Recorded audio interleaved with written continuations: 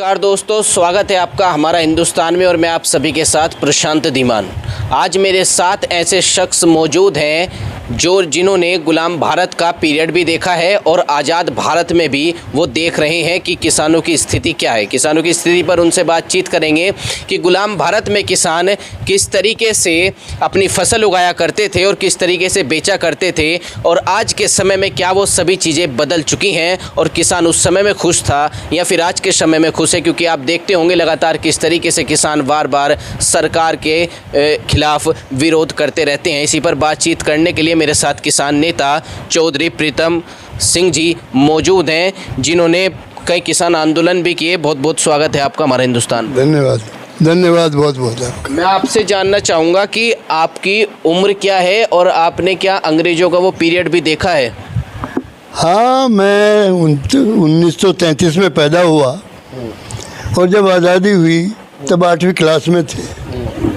आज़ादी की मिठाई भी खाई, लोगों की वो रेलगाड़ियाँ भी भरी हुई आती जाती देखी जो यहाँ से पाकिस्तान जा रही थी और पाकिस्तान से हिंदुस्तान आ रही थी।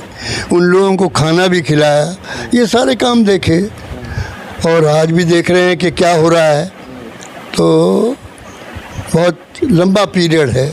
आप किसान नेता रहे हैं अपने समय में और कई आंदोलन भी किए हैं अपने किसानों के लिए। उस समय में किसानों की स्थिति क्या थी अंग्रेजी शासनकाल में? देखिए, अंग्रेजी शासनकाल में ये स्थिति थी कि एक तो ज़मींदारा सिस्टम भयंकर तरीके से लागू था।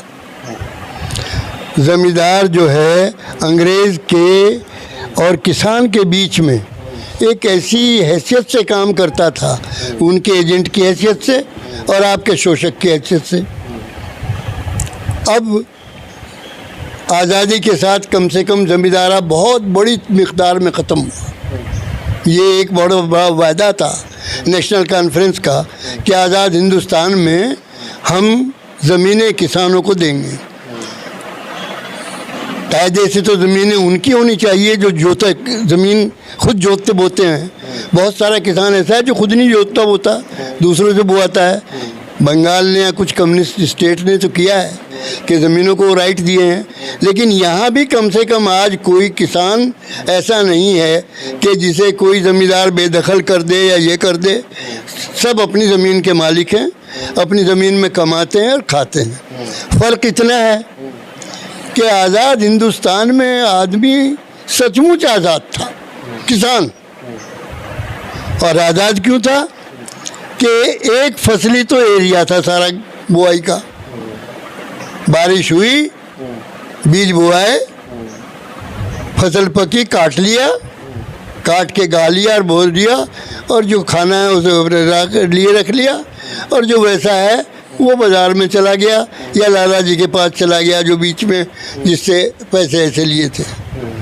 और आप अंदाज़ा नहीं कर सकते गुलामी के हिंदुस्तान का कि वहाँ के गांव के हालत क्या होते थे। जैसे ही फसल कटती थी, बंदरों वाले, नट बादी, भालू लेके, कोई कुछ काम करके, कोई सांग वाला, कोई तमाशे वाला, सब गांव में। और गांव वाले लोग खूब इन्हें एंजॉय भी करते थे और इनके लिए एक तरह का उत्तम साधन था कमाई का।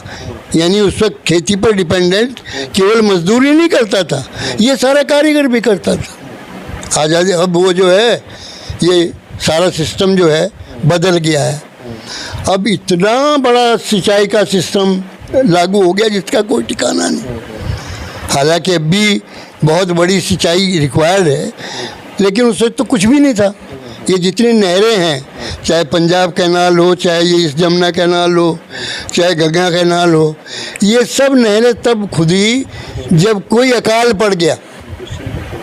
अकाल जब पड़ जाता था तो लोगों को काम देने के लिए सरकार ये काम निकाल देती थी, लोगों को काम मिल जाता था और इसके सारे लोग अपना रोटी रोजी चलाते रहते थे। आप ये बताइए मुझे, उस समय में जो किसान फसल उगाता था उस पर किसान का अधिकार होता था या फिर अंग्रेजों का अधिकार होता था? भाई सच बात तो यह है, न किसान का अधिकार था और अगर कहूँ तो न है। उस वक्त भी किसान की फसल जो है उस पर सारा का सारा जो है, जो गांव में लेन देन करने वाले लोग थे, और लेन देन में बनिया कम्युनिटी उस वक्त थी, पंजाबी तोबा है, ये थे। और इनको लेके इतना लोगों में विद्वेष था जिसका कोई ठिकाना नहीं।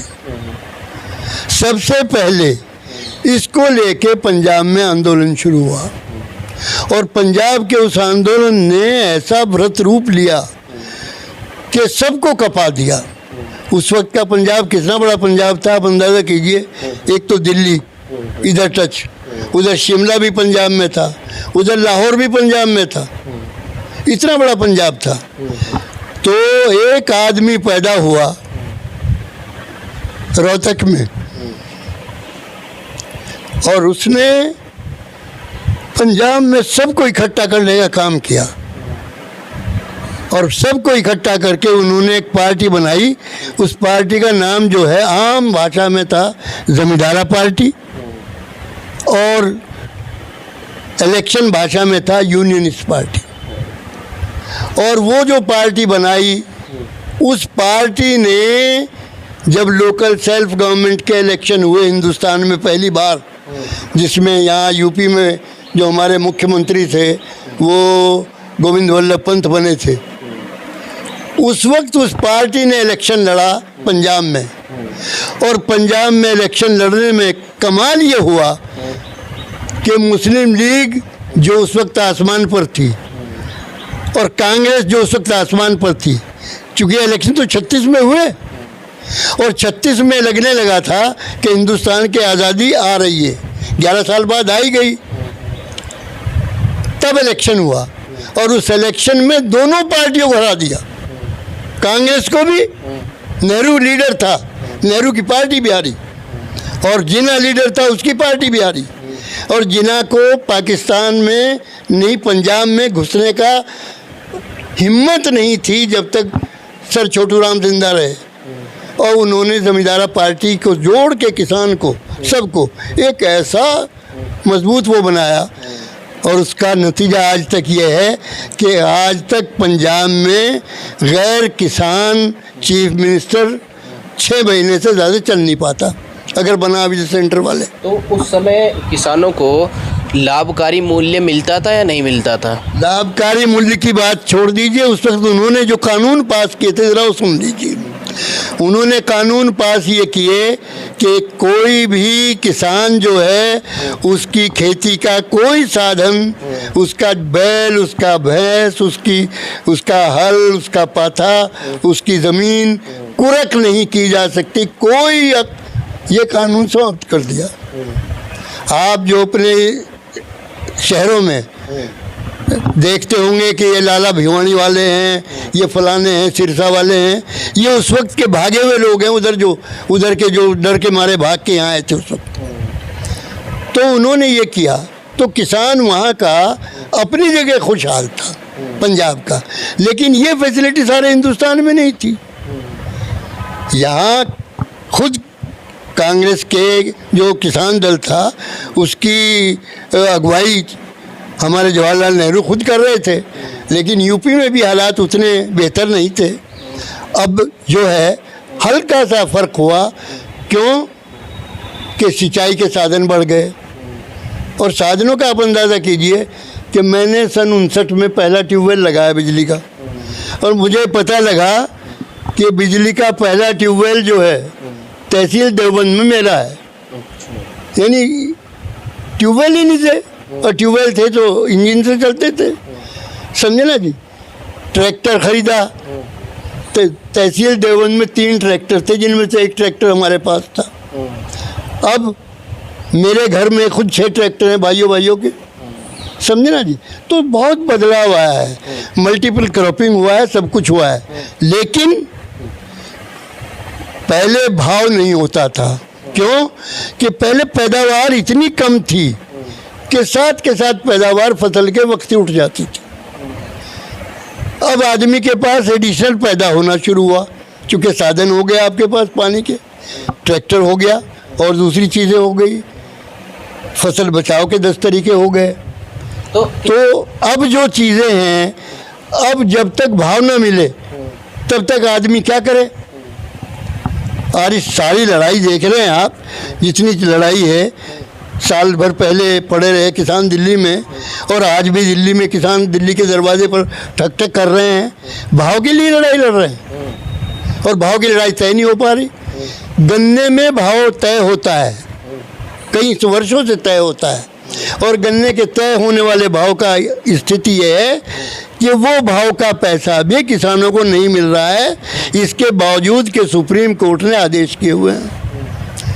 आप जो कह रहे हैं कि किसान की हालत पहले से बेहतर और पहले से बदतर, क्या है?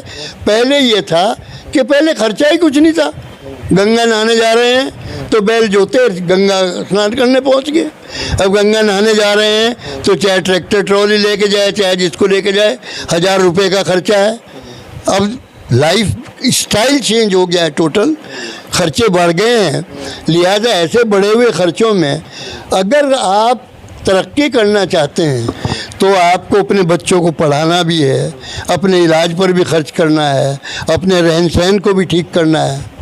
आप ये देखिए कि ये जंग जो है ये आज़ादी से पहले शुरू हो चुकी थी देहातों में।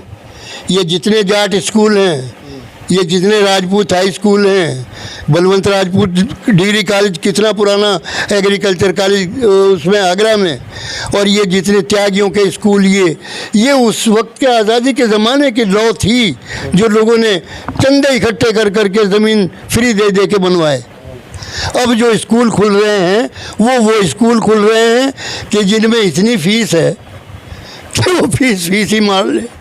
मैं जब एमए पास किया, बनारस हिंदू यूनिवर्सिटी से एमए पास किया, 16 रुपये फीस थी एमए की। यहाँ का किराया बनारस का कंसेशन टिकट 7.5 रुपये था। आज इन चीज़ों की कल्पना कर सकते हैं आप। लिहाजा आज किसान को भी अपने बच्चे पढ़ाने के लिए, उनको अच्छी तालीम दिलाने के लिए बहुत अच्छे भाव की अपनी चीज़, क्योंकि किसान तो काम ये करता है कि अगर उसको खेती का अच्छा भाव नहीं मिलेगा वो क्या कहाँ से लाएगा। आप ये